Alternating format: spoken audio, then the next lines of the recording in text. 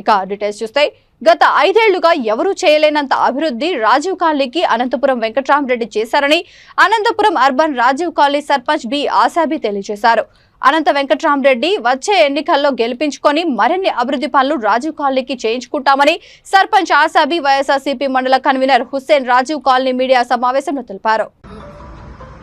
Rajiv colony గ్రామ పంచాయతీ సర్పంచ్ నా పేరు ఆశాబి. రాజీవ్ కాలనీ అభివృద్ధి అంటే అనంత వెంకటరామరెడ్డి అన్న తర్వాతనే అభివృద్ధి జరిగేది. అనంత వెంకటరామరెడ్డి అన్నతోనే అభివృద్ధి జరిగిందనేది 100% పాలు ప్రజలకు అందరికీ తెలుసు. ప్రతి ఒక్కరూ డంపింగ్ యార్డ్ అంటున్నారే కానీ అది 30 సంవత్సరాలుగా ఉన్న డంపింగ్ యార్డ్, ఈ రోజు కాదు. అట్లా 30 సంవత్సరాలు ఎంతమంది ఎమ్మెల్యేలు మారిపోయింటారో వాళ్ళందరూ కూడా ఏది చేసింది లేదు, పావుల పని చేసింది లేదు. ఇప్పుడు ఆయన ఎమ్మెల్యే అనంత వెంకటరామరెడ్డి ఎమ్మెల్యే అయిన తర్వాతనే దానంతా డంపింగ్ యార్డ్ దాన్ని పౌడర్ లాగా చేసి రైతులకి పంపించేస్తూ అదంతా విస్తరణ చేసిన తర్వాత ఇంకా కొత్తగా వచ్చిన చెత్త మాత్రమే అందులో ఉండిపోతుంది. అది గ్రహించుకోకుండా ఉన్న టీడీపీ వాళ్ళు రకరకాలుగా వాళ్ళకి నోటికి ఏది వస్తే అది, ఎందుకంటే ప్రాపగండ చేయడం కోసమే. ఎందుకంటే కాసిన చెట్టుకే రాళ్ళు పడతాయి కాబట్టి చేసే వాళ్ళనే అనేది ఎవరైనా కూడా, చేయకోకుండా మొండి వాళ్ళని ఎవరు అంటారు. మొండెత్తున్నట్లు అది ఉంటుందన్నమాట, వాళ్ళకి ఎవరు మాట్లాడించరు, చేసే వాళ్ళకి అంటారు.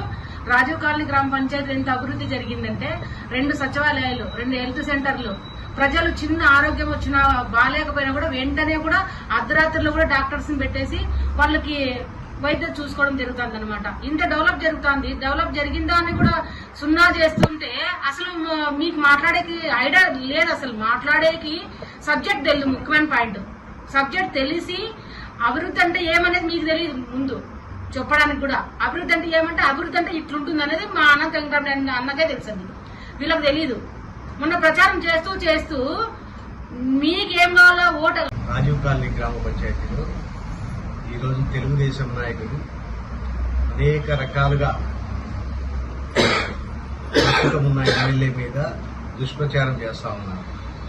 వారికి మేము ఒకటే అడుగుతున్నాం, మీరు గత 5 సంవత్సరాల్లో ఈ తెలుగుదేశం పార్టీ ఎమ్మెల్యేనే అధికారంలో ఉన్నాడు. ఏ రోజైనా డంపింగ్ యార్డ్లో ఒక తట్టడు పక్కకెత్తి చూపించారా? పోనీ అంతకు ముందున్న ఎమ్మెల్యేలు కానీ డంపింగ్ యార్డ్ ఏదైనా షిఫ్ట్ చేద్దామో లేదంటే అక్కడే ఏదైనా మిషనరీ పెట్టి ఏదైనా దాన్ని డెవలప్ చేద్దామన్న ఆలోచన వచ్చిందా? అనంత వెంకటరామరెడ్డి గారు ఎమ్మెల్యే అయిన తర్వాత దాదాపు 75% డంపింగ్ యార్డ్ క్లీన్ చేయించడం జరిగింది. ఉన్న మిగతాది కూడా అది డంపింగ్ యార్డ్ క్లీన్ చేయడం మొదలుపెట్టిన తర్వాత వచ్చిన కొత్త చెత్త